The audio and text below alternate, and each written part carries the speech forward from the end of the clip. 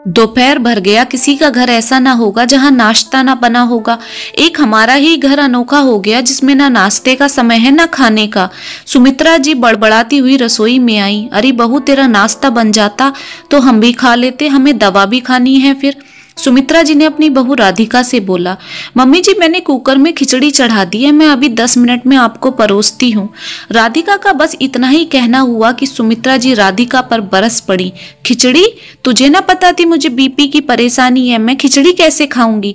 बस कामचोरी दिखाना काम है तेरा, कुछ करना ना पड़ जाए तुझे। मम्मी जी आज गुड़िया की तबीयत कुछ ठीक नहीं है, सुबह से रोए जा रही है, मेरी गोदी से उतर ही नहीं रही, इसलिए मैं रोटी नहीं बना पाई। हाँ, ये तरकीब अच्छी लगाई है तूने काम से बचने की। अकेली तूने ही बच्चे जने हैं, हमने थोड़ी जने हैं। हम तो 4-4 बच्चों को पाल के काम करते थे, तुमसे एक ही ना संभल रहा। मम्मी जी मैं सच कह रही हूँ, ये मेरा पीछा ही नहीं छोड़ रही, शायद डॉक्टर के जाना पड़ेगा। बस डॉक्टर के पास जाके पैसे में आग लगा दो, यही आता है तुमसे। इसके पेट पर हींग की गोली रख दे, ये ठीक हो जाएगी। इससे मेरे पास बैठा के पहले मुझे खाना ला कर दे। गुड़िया राधिका के जाने से चीख चीख कर रो पड़ी। राधिका ने जल्दी से खिचड़ी थाली में डालकर सुमित्रा जी और उनके पति दुर्गेश जी को ला कर दे दी और गुड़िया को उठाकर अपने कमरे की तरफ चल दी। ओ महारानी, ये सूखी खिचड़ी हमारे आगे लाकर रख दी, न दही है न अचार है। हम इंसान हैं या इस घर के नौकर, जो मर्जी चाहे परोस देगी तू? मम्मी जी अभी लाकर देती हूँ। गुड़िया के रोने की आवाज से मैं जल्दी जल्दी में भूल गई। राधिका दौड़ती हुई रसोई में पहुंची और दही और अचार लाकर अपने सास ससुर को दे दिया और गुड़िया को लेकर कमरे में चली गई। देख रहे हो जी कैसे लड़की को लेकर भागी है, जैसे हम इसे तो खा जाएंगे ना। बस ये चाहती है इसका बच्चा किसी से घुल मिल ना जाए, कोई और गोदी ले लेगा तो इसे काम करना ना पड़ जाएगा। बस लड़की के बहाने काम से बचना चाहती है, पर मैं भी इसकी सास हूँ, इसकी नाक में नकेल डालना अच्छे से जानती हूँ।